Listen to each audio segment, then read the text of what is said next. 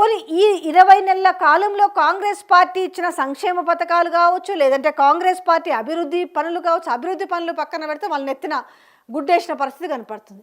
ఇలాంటి నేపథ్యంలో ఏమవుందంటే ఖచ్చితంగా ఇప్పుడు రాష్ట్రంలో చూస్తారు కదా, యూరియా కొరత అనేది సో సిటీ ప్రాంతంలో లేకపోయినప్పటికీ వాళ్ళు చూస్తారు కదా. ఇప్పుడు హైదరాబాద్లో నివాసం ఉండేటోళ్ళందరికీ కూడా ఖచ్చితంగా పల్లెలలో ఊర్లలో వాళ్ళకి సంబంధించిన బంధువులు, అమ్మా నాయనో, అత్త మామ ఎవరో ఒకరైతే ఉంటారు కదా, వాళ్ళు ఇబ్బంది పడుతున్న వాయినం కూడా చూస్తారు.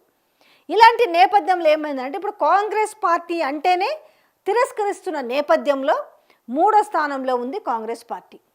స్థానంలో ఉన్న కాంగ్రెస్ పార్టీని ఎట్లా దీన్ని కనీసం సెకండ్ కన్నా తీసుకురావాలి, కనీసం డిపాజిట్లు కూడా రాకపోతే పరువు పోతుందని చెప్పేసి ఇప్పుడు వాళ్ళు శషబిషలు పడుతున్నారు. నాన్న కింద పడుతున్నారు, మీద పడుతున్నారు, ఏం చేసినా కూడా అయ్యే పరిస్థితి కనపడతలేదు. అందుకే వాళ్ళు రాగం అందుకురు కదా. ఈయన దానం నాగేందర్ ఏమో ఖచ్చితంగా గెలిచి తీరాల్సిన అవసరం ఉంది కాంగ్రెస్కి. ఇప్పుడు జూబ్లీ హిల్స్ ఉప ఎన్నిక అనేది చాలా ప్రాముఖ్యతను సంతరించుకుంది. కాంగ్రెస్ పార్టీ గెలిచి తీరాలి అంటుంది. ఎందుకు ప్రాముఖ్యత సంతరించుకుంది అంటే ఆయన మంత్రి పదవి కోసం కూడా ఇప్పుడు ప్రాముఖ్యత సంతరించుకుంది.